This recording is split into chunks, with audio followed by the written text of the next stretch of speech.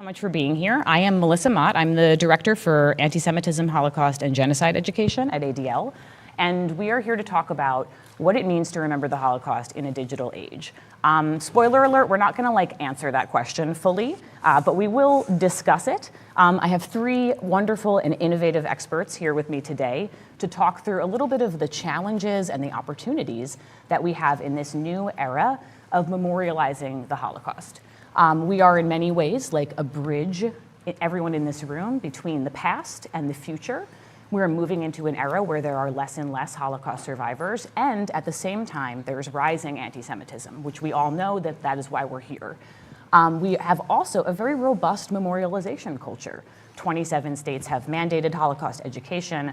Our teacher training program, Echoes and Reflections, thank you guys for being here, has taught over 100,000 teachers in the last several years. Wow. So we have this balance between success in Holocaust education and memorialization efforts, as well as this kind of complement of rising anti-Semitism. So we're here today with these three excellent leaders to talk through a little bit of what this means today. And I'm gonna kick it to you guys to do some introductions of yourselves. I'd love to know what it was that sparked your interest and connection to this very specific field that we're in. And Montana, I'm gonna start with you. Okay, great. Hello, everyone. I'm Montana Tucker. I am a singer, dancer, actress, and social media activist, and of course, a proud Jew.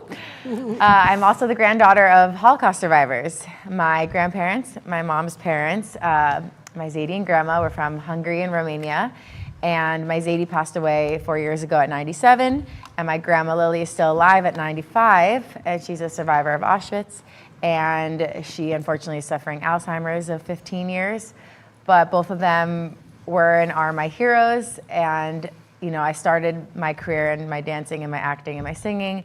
I grew my social media platforms of over 14 million followers from my dancing and my acting, but anyone that knows me knows I was obsessed with my grandparents, am obsessed with my grandparents, and that really got me into the work that I'm doing today, honestly, just because it's something that I've just been so passionate about. My Zadie passed away 4 years ago, like I said. I rewatched his Shoah Foundation testimonials and my grandma's testimonials, and that really sparked me to say, hey, I need to do something with this. I need to do something with their stories. And my following was predominantly Gen Z, younger generation. And I took my followers on a trip with me to Poland, and I went to Poland and I went to explore my family's history and try to teach the younger generation about the Holocaust. And I made a docuseries called How to Never Forget for social media. Each episode was 1.5 to 2.5 minutes, easy to digest for the younger generation. And we released that about a year ago, leading up to Kristallnacht last year. And unfortunately, we are here today, but Holocaust education is something that is I'm extremely passionate about. And hearing you say that it's only in 20, how many states did you say? 27. It needs to be in all 50 somehow. And I'm not gonna stop talking about the Holocaust and using my platforms to educate in the best way I can. Thanks Montana. Great. Love that. Well, hello everyone. Can you all hear me okay? It's my first time ever using a microphone, so this is very exciting for me. My name's Tyler Goldberger. I'm finishing up my history PhD at William & Mary in Virginia. I've been kind of thinking about, teaching about Holocaust education, memory memorialization, thinking about the roles of monuments, memorials, and museums in the US, in the world, about how they can help us tell a story about the past, but also what they can do to help us learn for the future, right? The roles in which these spaces can play to ensure that we have a more equitable, fair, just, equal society. And so I think probably the first one, it's a really interesting question to ask, and the first thought that I had is that back when I was in middle school growing up, Jewish kid in the South growing up, going to Hebrew school, we had this really ambitious project to raise 6 million pennies as kind of a symbol of the 6 million Jewish victims of the Holocaust. And I think that was one moment in time in which I recognized that that number is insurmountable, right? There's really no way in which we can fully comprehend the full experience of that, the full number of that, but what does each one penny represent, right? And I think that kind of question is what drove me to think about, well, if we have this horrific event that is so difficult to digest. What can we do in our contemporary era to think about ways to symbolize it, to memorialize it, to use it as a space for education? And I think that'd be the moment that I really think kind of spurred these questions that I've been spending the last 10 years of my higher education life trying to answer, right? I'm looking forward to speaking more about that over our course today. I love this round of applause. This is great. Like We have, we're on intros. This is great. Yeah. You're going to set an unrealistic expectation. Right. I'm Alexandra Zapruder. It's so nice to be here. I'm the old lady of this panel. No, Thing. I mean, yes. I got interested in this topic. I'm going to be honest. I was actually allergic to this topic, and some of you may be able to identify with that feeling. I grew up in a family in which we got a hand raised over there, in which we never talked about the Holocaust. It was really something that was sort of we didn't talk about it.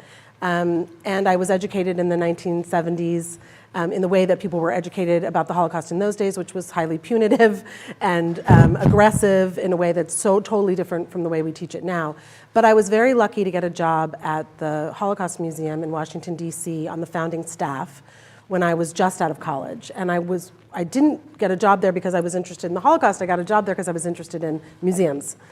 And while I was there in my early years, I stumbled upon a number of diaries that had been written by teenagers during the Holocaust. Of course, Anne Frank, but it turned out that there were a handful of others that had been published. And this really sparked what became a lifelong fascination with youth journals of the Holocaust, of World War II, and throughout history. And that led to the publication 10 years later of my first book, Salvaged Pages, which is a collection of diaries written by teenagers. And so I come to this sort of funny in a way, almost between Montana and Tyler. I don't have a PhD, I'm not an academic, but I'm also not, an influencer. I'm sort of I think of myself as a public, it sounds a little pretentious, but a public intellectual. Someone who's really interested in public history and the way that we can all engage with the deep complexity and historical reality of the past, whether we are studying it academically or whether we are browsing and learning about it in school or on the internet. Okay, I appreciate that, oh yes, let's definitely. I would be highly offended if I didn't get my round of applause. This is fantastic. Thank you guys for that. I'm interested. Alex, you brought up this point about diaries. Tyler, you brought up this point about your spark being like the sort of one penny identification. And Montana, of course, like your single story has reached how many people would we say? Like a bajillion. A bajillion. Right? A bajillion. Let's say that. It's an actual number. Right? That's so a technical term. In your guys' opinion, what is the sort of like what are the benefits and what is the connection point that people find with these individual stories? I think absolutely. That's the one thing I've noticed when posting about the Holocaust or even posting about after October 7th. When you share the individual stories, I think someone can always find something to relate to in them. Right. And, whether you understand the Holocaust or whether you understand the conflict going on right now, when you hear from a mother or you hear the story that I shared in my docuseries about my mom and I standing in the same spot that my grandma last saw her mother get beaten up and dragged to the gas chambers. Right. It's like you can't help but relate to that story in some way or another of being a daughter or being a mother or being a grandmother. So I think sharing the personal stories is extremely important. And especially with the younger generation, I think when they hear a personal story, they relate to it more.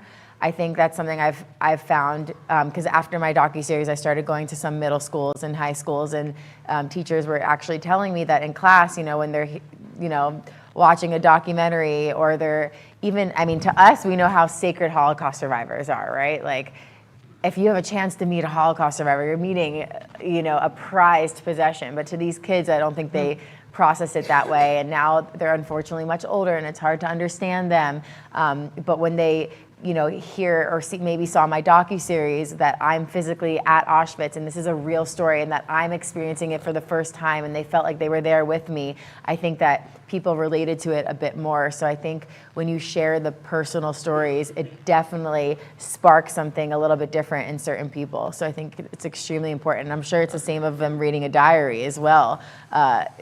Hearing their personal everyday lives going through this. I'm sure they experience it way and relate to it and feel it Yeah, I differently. mean, that's really that is the great strength of the Diary of Anne Frank, of course. And I would say there's a strength in that, the Diary of Anne Frank is such a great example of an individual story that created a point of entry really for America in particular to begin to grapple with this history in the early 1950s. I think my hope always is that it is just that it's a point of entry and that we don't stop with the individual story, because of course what happened with Anne Frank is that her story became every story. Her words became everyone's words. Her feelings became everyone's feelings. And from an educational standpoint, what we really want, I think, or what I want, is that point of entry to lead us somewhere else. Where do you go from there? How do you encounter more stories? How do you delve into the complexity of the lived experience? And a big sort of challenge of my work was to grapple with the primacy of Anne Frank's story. In one way, it created something that at the minute I said what I was working on, everybody knew what I was talking about. But for a lot of people, Anne Frank was the beginning and the end. And that's really the opposite of what I think we hope to accomplish. We hope to bring people in, engage them, and then lead them somewhere else. And I think that's what we're all trying to do. And where is that somewhere else? Yeah, It's just a good question for you, maybe Tyler. Good, Tyler, why don't you talk about where is that? I'll take the easy one. Thank you all. No, I really was going to think about that anyways, Melissa, so thank you. Because I think what's so interesting about hearing this conversation develop is, to me, it gets to the question of kind of the so what, right? What's the purpose of memorialization, right? So what is the goal or goals that we have when we're thinking about individualizing stories, right, and humanizing these victims? What is the goal about making an entry point into more education, right? For what purpose? I think that memorials allow us one access way to think about kind of the future of this, right? So if we are experiencing a dwindling number of Holocaust survivors, if we're experiencing a dwindling number or an inaccessible number of diaries that we can access, how can we think about that for contemporary populations, right? And how can contemporary populations be the ones who are creating these spaces for people in the future, right? So I think that memorials allow us a really great space to, be contemplative, think artistically, think creatively, to get to that so what question, right? And kind of, what are you supposed to feel? What are you supposed to do with these feelings when you enter these sites? What are you supposed to do after you leave these sites, right? Is it to tell someone about a story that you recognize? Is it to educate someone on, what happened during the Holocaust or the different camps that were part of the Holocaust? And so I think these different spaces and the ways that we have different mediums of memory memorialization hopefully will spark that question of, well, now what is my prerogative and my role in this to continue contributing to Holocaust education going forward? Yeah, I appreciate that. And if I can add on that, something while you guys were talking, and something that sparked me was my tour guide at Auschwitz said something like, he said it when we were at Belzec, which was a death camp, and he said it wasn't 6 million. It was like the number 6 million. It's 6 million individual deaths. Right. It wasn't just this big number, and it's like, oh, everyone died at one time. Like it's that's why I think the individual stories, as much as you can share, are important, because first of all, when you do the surveys with the younger generation, I don't know what the actual statistic is, if they don't know that 6 million Jews were killed, or they don't know even really what the Holocaust was. Right. I remember when I went to a school once, I asked the kids, it was a middle school, and I said, okay, I just want to know, what does everyone think the Holocaust was? And a group of girls were actually giggling when I asked that question. Yeah, I feel like I would be terrified to ask that question. But it's just how can you giggle at that question, right? And they're giggling, and I called on them, and this girl goes, well, it was this thing when these people, the Nazis, didn't like the Jews and wanted to kill them all. That was her response to it. I was like, okay, interesting. I played my docuseries. I then re-asked the question, and she was so serious, and she answered in a whole completely different way, and it really changed the perspective. And so that's why I think, whether it's my docuseries or your books or everything that you guys are doing to show these individual stories, I mean, for me, I really try to go to the younger generation as much as I can. And as we see now, I mean, Holocaust denial, as we know, has always been here. Right. And we always wondered how that could happen, right? And now we're seeing it happen with everything after October 7th, that people are still denying it no matter how much we have. And unfortunately, in a few years, all the survivors are going to be gone. And then I can't even imagine what the denial is going to be. And then what, right? And then what? Right. That's sort of what we're here today to talk about, and what we are talking about, which is like the and then what question, as well as like how we can sort of reach these higher planes of emotional understanding with young people via these so different methods, right? And Tyler, I appreciate your point about like this expansiveness that memorials can make us feel, that we can be in this physical place, which Montana, you talked about as well in your trip to Auschwitz, and feel something, right? Like, and feel transformed by where we are, and how that can then lead us into like a broader understanding of ourselves and history, right? Right. I mean, I think one of the things that I think a lot about, and again, I come at this from very much influenced by the sensibility of the U.S. Holocaust Memorial Museum, which took an enormously restrained approach to teaching the Holocaust, which was very, very different from the way the Holocaust was taught and presented in the 70s and 80s. You all, I'm sure, remember, before Schindler's List, you know, the representation of the Holocaust was often highly, very dramatic, oftentimes with a strong sentimental or almost romantic kind of cast to it. And the Holocaust Museum did something very different and really believed that by telling the story, by sharing the information, we could trust that people would have the emotional response that we expect, that we don't need to give them the emotional response. We need to tell them a story and allow that space. And so I was very interested in my work, and I still am, even now when I teach these diaries all the time. I just did a webinar last night in the relationship between the affective piece of it, what do we feel, and the cognitive piece in it, what are we learning? What's the information, not just the facts, but like what does it mean to engage with this material? And for me, so much of what's so powerful about diaries is that they capture the nuances of the lived experience, the details of the lived experience before the person, you know, in some cases these writers survived, in many cases they didn't. They didn't know what was going to happen in the very next day. They were recording their lives as they unfolded. And there's a way then, especially I find with young people, to get into the complexity. Like what, for example, a great example of this is the moral complexity of daily life. What were the choices that people faced? How did they hold on to a moral core or have to relinquish a moral core because of the degree of deprivation that they were experiencing?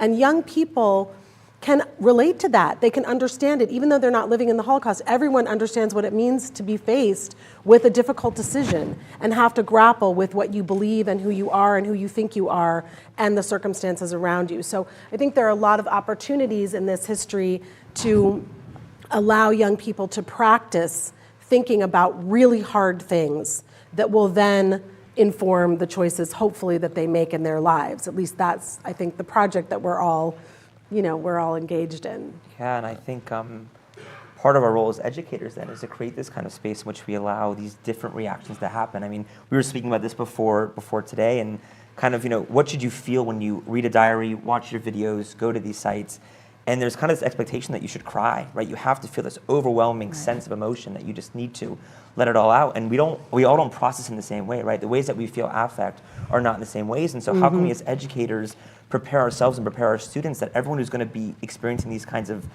memorialization techniques are going to react differently, and how can we support them through that, right? So I think part of our job is, you know, empowering students to have these critical thoughts, and by ourselves being able to recognize that these students are feeling different things and are going to emote that in different ways, and that is okay, right? We should be encouraging those kinds of feelings. We should be encouraging those who want to cry, those who want to ask questions, those who want to take photos, those who don't, right? These are all things that we have to support in our classrooms, so that when they go outside the classrooms and show their friends that, right? There's not this pressure of having to have this just exhaustive experience, but they're going to process it in their own ways. And I think that is, you know, both the job as an educator in empowering ourselves and also empowering the people who are trying to educate the different platforms that we're using. I think you bring up an excellent point with the role of emotion, right? Like, how do we know we've been effective? How do we know that we have memorialized the Holocaust in a way that might be transformative for people, right? And Alex, you and I have talked a lot about the moral imperative in Holocaust memorialization, right? Yeah. Like, why does teaching about the Holocaust hold such a heavy burden? of making people better, making people global citizens, making people less anti-Semitic or not anti-Semitic at all. But it has such a heavy load to carry, right? Far more than other historical epics. And so we are then grappling with these questions of like both what it means to be human and what it means to move into the future of this memorialization. So I guess my very big question here is like, how do we know we've been effective? I mean, Montana, you have had so many people share such personal details of their lives with you via the stories that you have put onto social media. Is that effective? Like how have you sort of like, what are some of the things you've seen and things that you've read people reacting to the conversations you've had? It's actually been so interesting, the responses that I've gotten, especially from my series. From the Jewish community saying, you know, I was so scared to go to Auschwitz, to go to Poland. Like I've always been my whole life, I've never wanted to go. I've always been scared. I've had this thing against going of not wanting to see it, to feel it, to know it, whether they've had family in the Holocaust or not. And it actually, from seeing the series, inspired a lot of people to go visit that never wanted to go before, which I think is so special. I also had the Jewish community saying, you know, again, this is from my docuseries and from after October 7th, being like, I was scared to wear my jewelry and I was ashamed to be Jewish and I didn't want anyone to know I was Jewish, but seeing you be proud and seeing you wear all your jewelry proud, like you've instilled this new pride in me. From the non-Jewish community, after seeing my series, it actually made them want to learn more about their family's history, which I think is really special, that aren't Jewish. I got messages like that it really made them want to, you know, learn more about it. And I think just another point that while you were speaking, I think that using the Holocaust to what is happening now is like the most crucial time to be able to talk about the Holocaust and use what happened in the Holocaust, because everything that started and happened back then is how it's starting and happening now. And I think that those parallels should be talked about a lot, of whether it's something simple like when I went to Belzec, when I was in the museum, seeing a picture that was a postcard from a Nazi sent back to his family of him, you know, making fun of Jews and beating up a Jew and sending it back to his family being, ha, look what I'm doing. It's literally exactly what happened on October 7th. So I think those are really important to talk about, how the correlation is very scary and very similar, and to use that. But I think the messages I've received from people have been so special from my series of how it affected them in all different ways. And I think that's why you never know what piece of content is going to affect someone. You know, before releasing my docuseries, everyone followed me to see me dancing in the middle of Hollywood Boulevard. No one followed me to see me talk about the Holocaust. And so I didn't know what the reaction was going to be, but I said, you know what, if I can affect one person and change one person's perspective or make them feel something, great. And it ended up doing that and more. So I'm really grateful for that. And that's why social media is so important these days, because you never know who you're going to reach from it. Yeah, I mean, I think that, you know, again, from a generational standpoint, you know, I think there's a struggle in some ways for people of my generation to understand, not to understand what social media is. I mean, we know what social media is, but to really grasp and accept and harness its power. You know, we're accustomed from my point of view, you know, education about the Holocaust happened in classrooms. That's where it happened.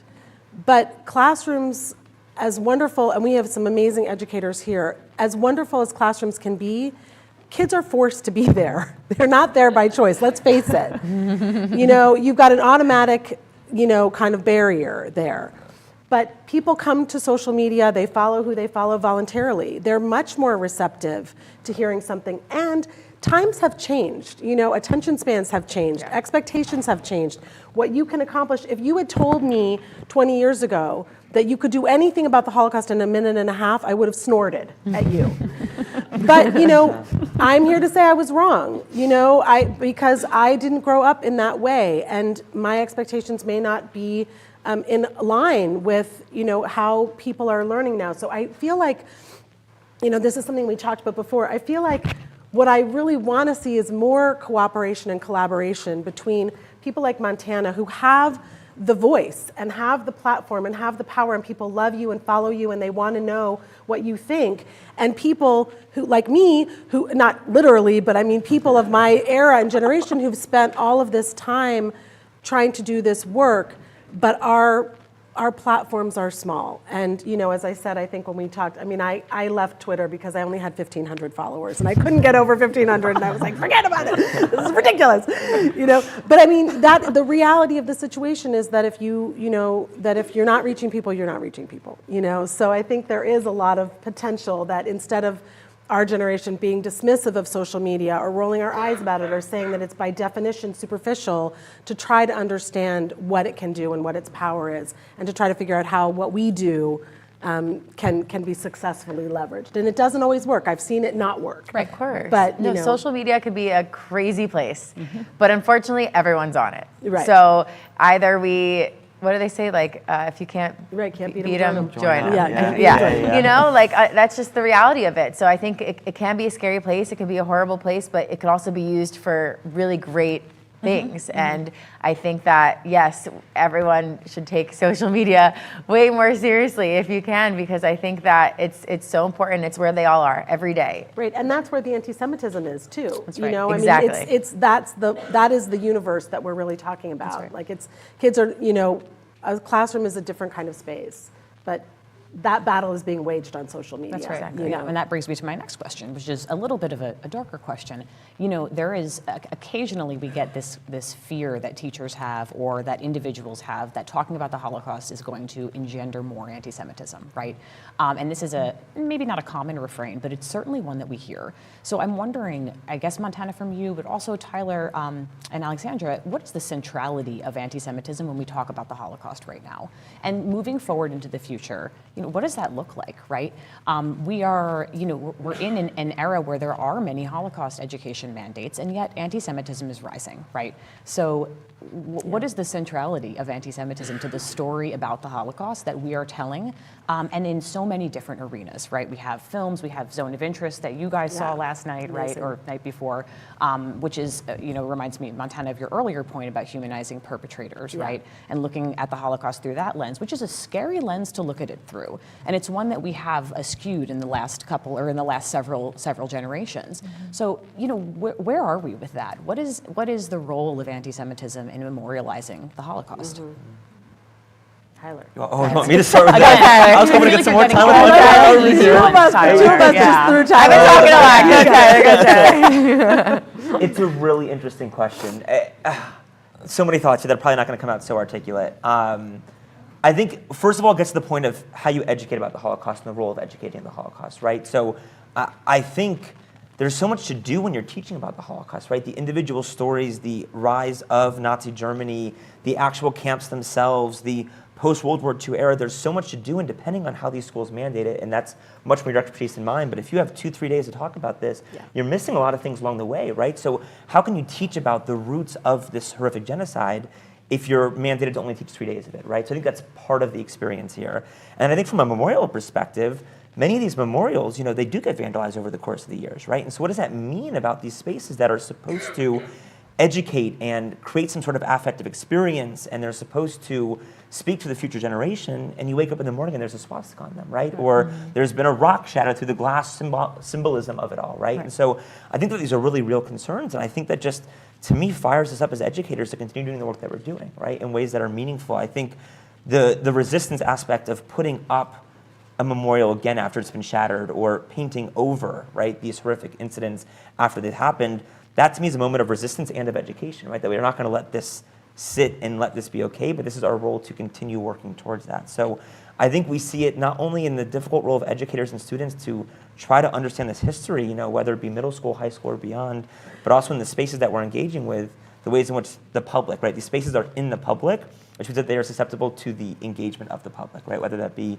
for good or for bad. And so I think part of it is just recognizing what's happening and then doing the work to stand up against that, right, or planning programs at that site, perhaps after something has happened for these memorials to be vandalized, that illustrates that this isn't okay, right? And that we're willing to stand up against this, not only in the moment that it happened, but also the programming that goes along afterwards. So that's kind of how I'm going to start here. But I hope that I've given you all time to think and perhaps be more more coherent than I can be here. That was great, and all your points are like so important. And I think that using, I know I keep referring to October 7th, and I know this is a Holocaust panel, but I just think it's so important to use those parallels. And I think especially with the younger generation who are now living this, like they didn't live the Holocaust, you know? So now they're living this post-October 7th. So to show what is literally going on now, how they are exactly the same. I mean, my Zaidi told me a story about how he had friends his whole life that weren't Jewish, that he was great with. And the second the announcements happened, the next day,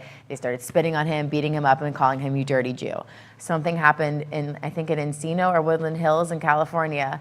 The other day, a kid was beaten up, and he was being called a dirty Jew. Like, that's exactly the same thing. Like, how can you, I don't know if that's, I think that would be powerful to use those exact parallels, because this is what the kids are dealing with now in their schools, in the middle schools, in high schools. They're dealing with the same exact things. So to show those parallels, I think could be something that could be powerful, that they could relate to more and understand more and know that this is happening now. I just have one other thought. I think we have to recognize that, like everything else, the way that our society metabolized and understood the Holocaust has changed over the decades. It was different in the 50s and 60s and 70s than it was in the 80s and the 90s, and it's different than it is now. And from my point of view, I think many of us sort of treated anti-Semitism like it's implicit in the Holocaust. Obviously, that's what this is about. But the shock of this moment is a little bit realizing that that connection needs to be more explicit. Right. That somehow teaching about the Holocaust and what anti-Semitism is, how it functions in a society, what it does in a society, why it's so pervasive, why it's so dangerous, why it's so damaging, why it exists on the right and on the left, what function it serves, all those things I think are important to bring out and to connect to this history. And we talked about this the other day, like it's almost like it drifted away. And sometimes I think what we struggle with the Holocaust is like this massive rupture in the world, in society, in the world, in individuals. And it takes time to figure out how to grapple with something this enormous. And there was a phase in American life where the Jewishness of the Holocaust had to be downplayed. And there was a phase in which it had to be dramatized in a certain kind of way. And then there was another, there have been all of these different, and now I think we're in a moment where we're saying anti-Semitism never went away. It was here all along. And many of us didn't want to see it or didn't want to believe that it was here, and we thought we could teach the Holocaust almost without anti-Semitism. And now we're being shown that that's really not true. And so I think we have to be both kind to ourselves, because like every period in history that we study, times change, people change, but we're in an inflection point now where I think we have to do things differently, and I hope that we will. I appreciate so much that point, and I'm thinking about, and many of you might have heard me talk about this before, when you look at the state mandates for Holocaust education, there are, if you word search the state mandates, only a few of them, like a handful of them, even have the word anti-Semitism in the language of the mandate, right? And so you see words like hate and intolerance and injustice and being a global citizen, et cetera. So you see the purpose of the Holocaust being to meet these more universal ends, right? To meet the end to make us better people. But you don't necessarily see the threading through of Jewish history, Jewish peoplehood, or anti-Semitism. And to that point, Alex, I think a poorly understood thread, but of course, like how we remember the past shifts according to where we are in the present, right? Which is a scary thing sometimes to think about, because we consider the past to be fixed and unchanging, and it is in some sense, but how we consider it is not, right? Tyler, anything to add to that? Like, you seems just right made up your my alley. mind buzz. I'll be more articulate this time, I promise. Yeah, I think part of the interesting thing about memorials, museums, monuments is the ways that they project what they're trying to speak about, right? So a lot of these memorials to Holocaust victims, survivors, they're based in resistance and heroism, right? The kind of strength that it took to survive despite the circumstances, right? So I think if we're speaking about kind of the ways in which anti-Semitism is projecting today, they're often not physically on the monuments or memorials themselves, right? Why would you want to memorialize this kind of xenophobic thought, right? What you do want to memorialize is the resistance and strength that came, in spite of, or because of, or due to, right? These currents that we saw in the past and are seeing in the present. And so I think part of it is, as we get to memorials, and we've spoken about this a little bit, the four of us, is kind of asking the question of who produces these and what is their purpose in creating these, right? So who is producing these sites and what do they want you to get out of them? If we can teach ourselves and teach others to kind of ask these questions when you're visiting these sites, I think you're able to read into them a little bit more. You're able to see kind of different interpretations. You're able to see kind of different moments of symbolism that are happening in the memorials themselves that are speaking perhaps not explicitly to anti-Semitism, but the responses to anti-Semitism, right? This kind of moment of strength and resilience that can happen despite the currents that we're seeing both in the US and globally today. So it's just the creative abstract nature and our ability to read these sites and give credence to what they're trying to do, I think is such an important part to witnessing the ways in which anti-Semitism are manifested in our society today, but also in the landscape that we're walking around, right? In the spaces that we're literally walking over, on, around, or about to get to our next point A to point B, right? And one of the things I think is that I so appreciate, Montana, about you is that you've put the Jewishness back in to this conversation. Really, that's another piece of it, is that in some ways we can take the Jews out of the conversation about the Holocaust. Right. What is a Jew? Who are Jews? What do they believe? What's their history? And I think your willingness to engage with your own Jewish identity publicly, which seems like it in America shouldn't be a risky thing to do, but I know that it is, and it can be, especially now, I think is really, really, really important, especially for young people to say, this is who I am, and and I'm not apologetic, and it's part of this story. Well, I think for me especially, in the Holocaust, wearing your star was shameful, was a bad thing. If you were wearing your star, it's like you were the worst person alive in people's minds. But now it's like this is our like We appropriated it. yeah, like I want to wear. I've never wanted to wear it more proudly and loudly after October 7th. Truly, right? yes, like truly. And I think, back then everyone had to hide, everyone had to be scared. We don't have to do that now. Like we all need to be proud. We all need to be loud. We all are powerful, incredible Jews in our own way, and we have a voice, whether it's on social media or in a classroom or at your workplace or within your friends. You do have a voice. Back then, Jews did not have a voice, but we now do. So we have to use that. We have to. We can't hide again. We can't be ashamed again. That's what they want, and we can't do that. It's good. No follow-up there. Absolutely. Yeah, thank you. And I appreciate that we've brought in these two twin frames, like one of which is like both being proud and threading through the story of Jewish peoplehood into the Holocaust, and the other of which is teaching a more complete picture about anti-Semitism, right? And its ability to lie dormant in a society until an external illness approaches, and then it flares up again, right? And we know that that's how anti-Semitism works and manifests and mutates over centuries and centuries. So these two approaches, I think, are very interesting. And Montana, I just want to dial down on one thing you said, and then we do have questions and answers that you all can submit. Maybe you've already done that. I should have said that before, but I did not. Which is Montana, I can only imagine what your inbox looks like in social media. It is a terrifying thing to think about. Yeah. And so I guess I'm wondering, how do you hold it together with that? I can imagine that every time you post something that's Holocaust related, you likely get a flood of awful things. Anything Jewish related. Right.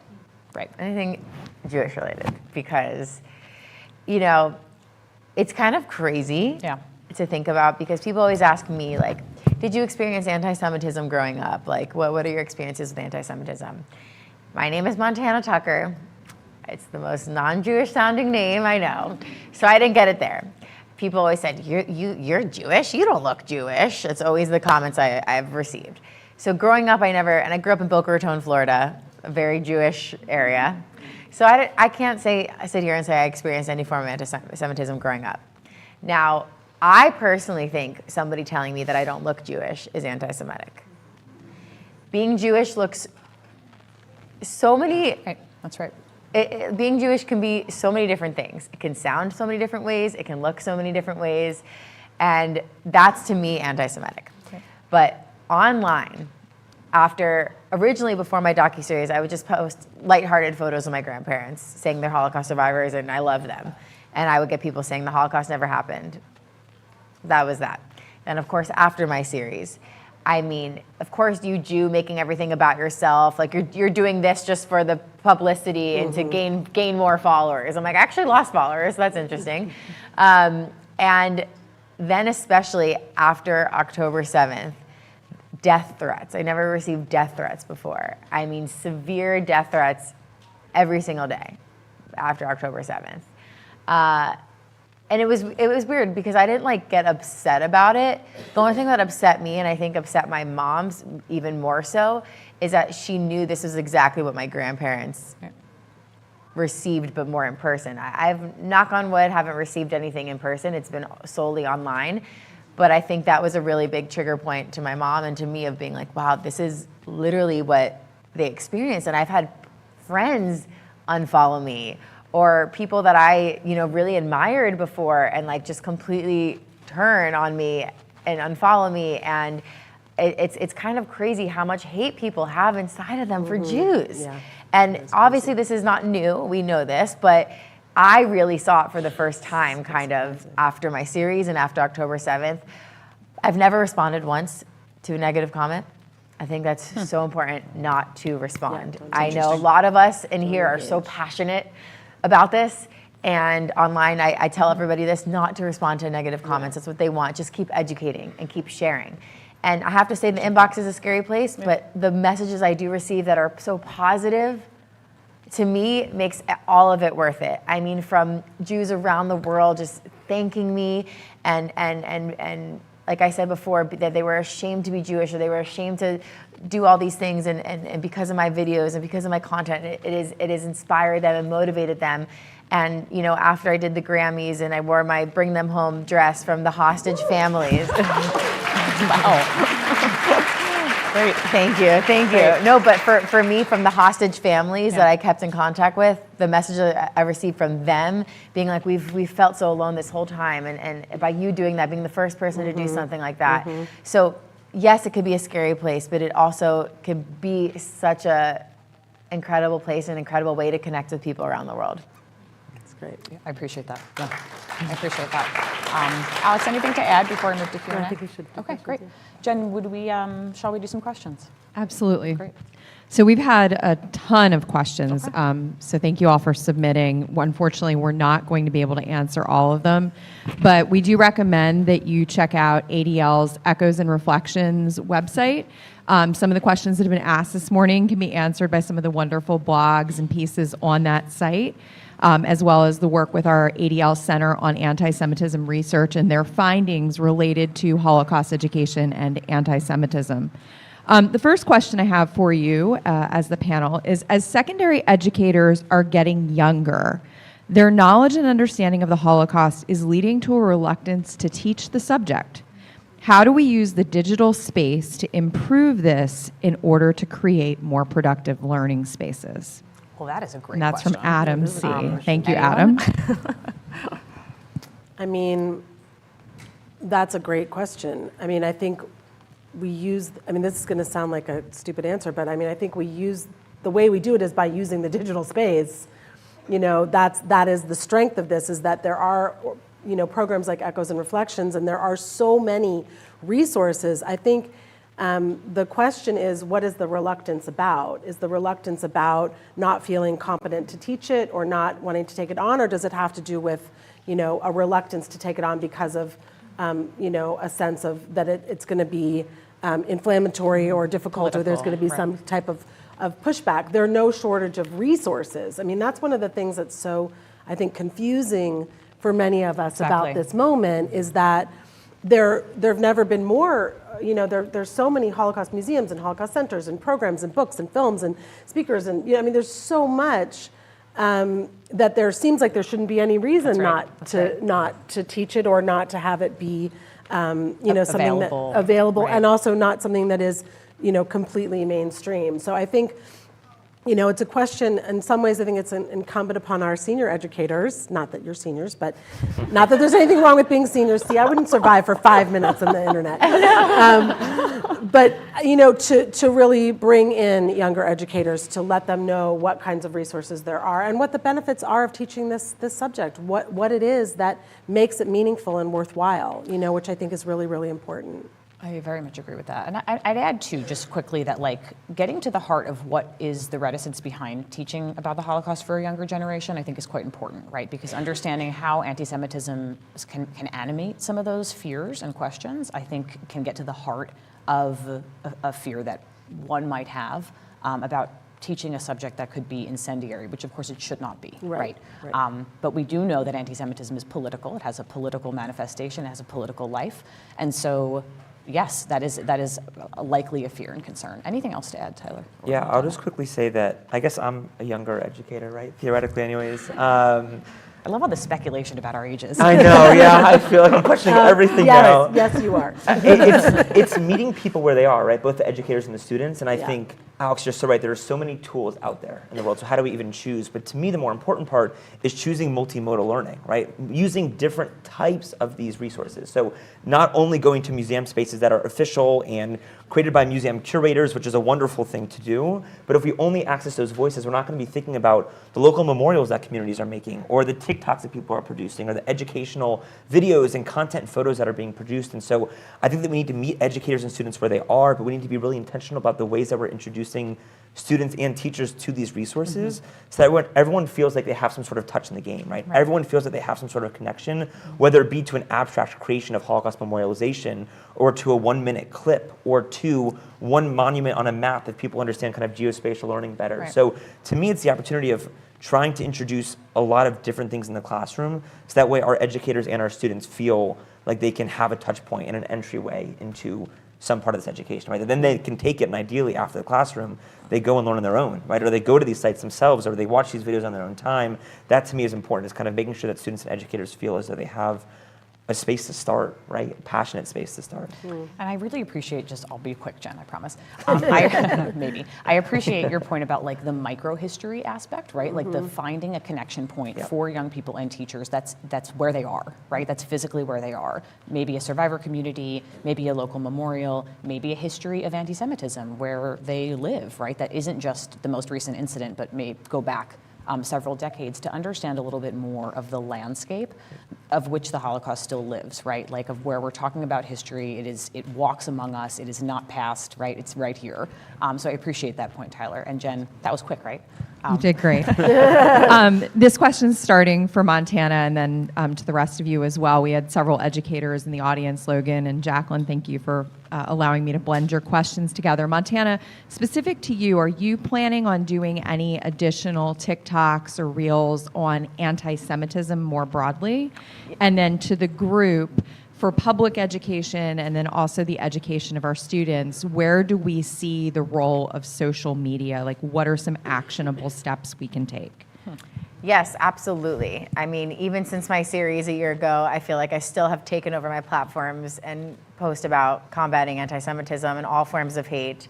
Of course, also, I keep referring to October 7th, I know a bit, but I've taken over my social media. I went to Israel, and I do talk a lot about about the Holocaust versus now. I try to correlate those as much as I can. And I do want to make, when I went to Poland, I filmed over 100 hours of footage, and I only released 23 minutes. So we're looking into doing something more with the footage that I already filmed. I want to go back there.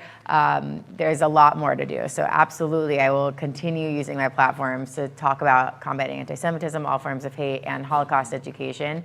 And I think also an idea for the schools is, because the kids are on social media, whether it's them saying, hey guys, tonight I want you to go watch How to Never Forget, but whether it's my series or something else that's online, if they're gonna go online anyways, maybe it'll feel a little bit more relatable to them and feel not so like, I don't know, like this is your assignment and it's homework. Square. Like if you're gonna go on YouTube to watch a series, it might be something that might engage with them a bit more to go do something that is a little bit off the, normal. I don't know if teachers now tell kids to go watch YouTube. I don't know if that's a thing. Yeah. Is that a thing? The teachers are like, yeah, I haven't been in basically, school in a while, so I don't know. But it might be something interesting for, and I know when I've gone to the schools, the kids have known me from my dance videos, so to them it's like something, oh wow, like this is now Montana Tucker talking about the Holocaust, and they get a little bit more interested. So maybe if there's more content out there like that they can digest easier and understand more, it might be more effective. I don't know. I was just thinking about something, I don't know if this is a direct answer, but I was just thinking about how interesting it would be to ask students what the Holocaust has to do with them. Like, what does the Holocaust have to do with you? Why is this a topic? And I feel like if you asked a class, what does slavery have to do with you in this country, they would be able to tell you what slavery has to do with you. But I don't know that students, Jewish or non-Jewish, could tell you what the Holocaust has to do with them. And I feel like that would be a worthwhile thing for us to think about. Because ultimately, there's the what we're teaching, but it's what you said, there's the why. Like, why? More than just because it happened. That's not a good enough reason, although that is a good reason to study something. But in this instance, it's not a good enough reason. And so I feel like that's a question that I, out of this panel, kind of feel like I want to engage with. Like, what does it have to do with you? Why am I in this room talking to you? Or why am I in a classroom? Or why am I giving a lecture? And to see if there's a way to make those connections more explicit. And maybe, I don't know, maybe it would make a difference. I don't know. I know we get to rush, but I just remembered there's a university called Xavier University, which is an all, I don't know if you guys are familiar with it, but they are doing such incredible work. They're an all-black college, and they took their students to Israel. They talk about Holocaust education so much. They're doing so much great work, and I think it's so important for people who are not Jewish and in these schools to correlate and to bring people to other communities together to talk about the Holocaust, I think is so important, and they're doing such a great job. And if that could get out to other colleges and other schools, what they're using and what they're doing, I think would be incredible. I appreciate that. Yeah, Tyler, that brings me also back to your field briefly, which Right. is like this field of memorialization, Yeah, where yeah. so many ideas are borrowed between histories, right? Like I think about the memorial for lynching victims that's Absolutely. in Alabama, Yeah, right? of course. Which Brian Stevenson founded and was so deeply informed by the memorial in Berlin. Right. And so the sort of cross-pollination between these two fields or these two historical eras, Right. And how that can make us make meaning of why we're learning about the Holocaust and what does it mean to us. Yep. Any Yeah. thoughts on that? Yeah, I think that, Melissa, and the way that this conversation has come in the last few minutes, the idea of consumption and then production, to me, feels like a really important step to empower students in the future, right? So taking this opportunity to engage with these videos and things that have already been produced online, and then turning around and saying, let's do oral histories, and let's interview each other about why this is important, or what happened during the Holocaust, or how do we see resonances of that today, right? What's happening in other human rights violations around the world, right? And how can we also compare these? So I love this idea of, educating students on this idea of the past and using resources outside of our own capacities to do so, and then turning around to students and say, now you're the interpreters, now you're the researchers, right? Ask the questions, right? Let's talk about these questions together, because I feel like that is a really powerful way in which we can all learn more together, Yeah. right?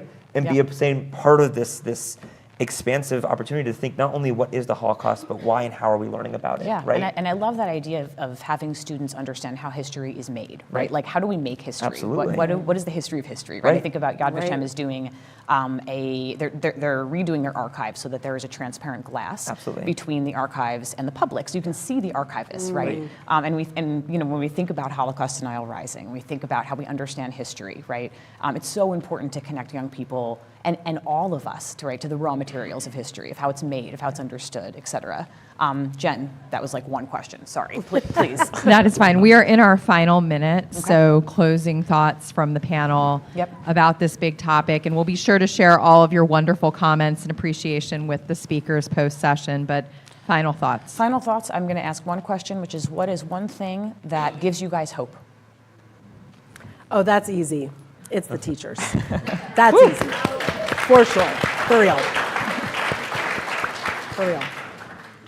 I think it's a way that we're thinking about memorialization in a post-survivor world, right? Thinking creatively about how to connect with audiences in the future, right? Which is unfortunately inevitable, but I think it's the different creativity and abstractness that people are using to connect the current generation with what the future will have to deal with.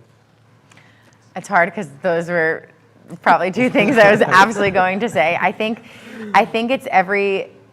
I think now more than ever, I feel like all of us have this new fire in us. I mean, I'm sure obviously this has been a lot of your passions for so many years and what you guys have been doing for so long. But I think more than ever now, we are all fired up to make sure that we don't stop talking about this and that we really get this into the schools as more than ever, and we really talk about this more than ever, and we really educate more than ever. So I think that as terrible as this time is, it's actually firing us up even more, and I think big change is really, really, really going to come, and I think that I'm hoping that in the school systems that the education really, and in all 50 states, that's the dream and the goal. 50 states. Absolutely. Beautiful. I appreciate that. I think we hit every point of hope. Okay. Thank you so much, guys. Thanks, everybody. Thanks. Thank you. Awesome. Cool. Hey, thanks, guys.